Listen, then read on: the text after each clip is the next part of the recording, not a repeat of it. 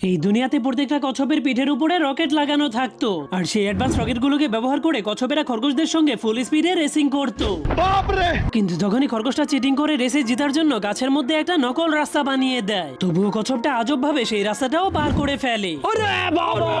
যা দেখে খরগোশটা অবাক হয়ে কচ্ছপের মতো সেই রাস্তাটাকে পার করতে গেলে গাছের সঙ্গে ধাক্কা খেয়ে অজ্ঞান হয়ে যায়, যার কারণে খরগোশটা অনেক রেগে পরের বার চালাকি করে কচ্ছপের খোলসটা খুলে কচ্ছপটাকে ল্যাংটা করে দেয়। তুমি কি পাগল হইলে না মাথা খারাপ? এরপর সে নিজেই কচ্ছপের খোলস পরে ফুল স্পিডে রেসিং করে কচ্ছপের আগে চলে যায়। শাহিন নজিরগুলোকে ধরে ফেল। যা দেখে কচ্ছপটা অনেক রেগে সেটাকে নেওয়ার জন্য খরগোশের পিছু করতে শুরু করে দিলে হঠাৎ করে রকেটটা নষ্ট হয়ে যায়, যার কারণে খরগোশটা সেটাকে ঠিক করতে শুরু করে দিলে কচ্ছপটা চালাকি করে আবারও তার রকেটের মধ্যে ঢুকে খরগোশের আগে চলে যায়। কিন্তু তখনই কচ্ছপটা দেখতে পায় শয়তান খরগোশটা রেস জেতার জন্য তার উপরে বসে আছে। তখনই শয়তান খরগোশটা কচ্ছপের রকেটের মধ্যে পানি ঢেলে দিয়ে কচ্ছপের রকেটটা নষ্ট করে দেয়, যার কারণে কচ্ছপের রকেটটা সেখানেই থেমে গেলে ইতিহাসের প্রথমবার কোনো খরগোশ কচ্ছপের সঙ্গে রেসে জিতে যায়। কিন্তু তখনই রেসের